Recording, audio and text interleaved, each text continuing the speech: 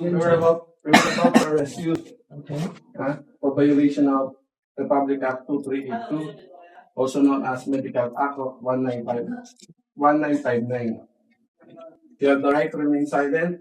Huli umano sa akto ang dalawang Chinese habang nagsasagawa ng facial injection at iba pang kaugnay na medical treatment sa mga kliyente sa establishmentong ito sa Taguig. Illegal yan dahil wala silang lisensya at permit sa Pilipinas, kaya dinakip ng Criminal Investigation and Detection Group o CIDG. Sinampahan sila ng reklamong paglabag sa The Medical Act of 1959. Nakuha rin sa kanila ang mga vial ng injectable substance, cosmetic product at iba pang equipment. Wala pang pahayag ang mga sospek.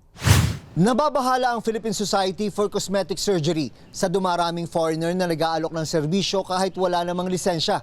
Aktibo raw sa social media ang advertisement ng mga ito. Ang problema, marami nilang naiingganyong kumuha ng kanilang serbisyo sa pag-aakalang kapag foreigner ay magaling. Karamihan ng mga to hindi ring licensed doctor sa bansa nila. Yung iba nga nurse lang o kaya baka wala pang medical background tapos nag-i-inject na sa mga pasyente natin dito sa Philippines. May mga naging kliyente rin umano sila na lumapit sa Philippine Society for Cosmetic Surgery para ipaayos ang sablay na medical procedure ng mga peking doktor. Babala ng mga eksperto, kahit ang simpleng paglalagay ng filler sa muka ay pwedeng mauwi sa pagkabulag kapag hindi bihasa ang gumawa. Yung iba alam na nila na hindi doktor o kaya foreigner yung gagawa, nagpapagawa pa rin. Ang akala mo nagaganda ka baka lalo pang makakasira sa itsura ninyo.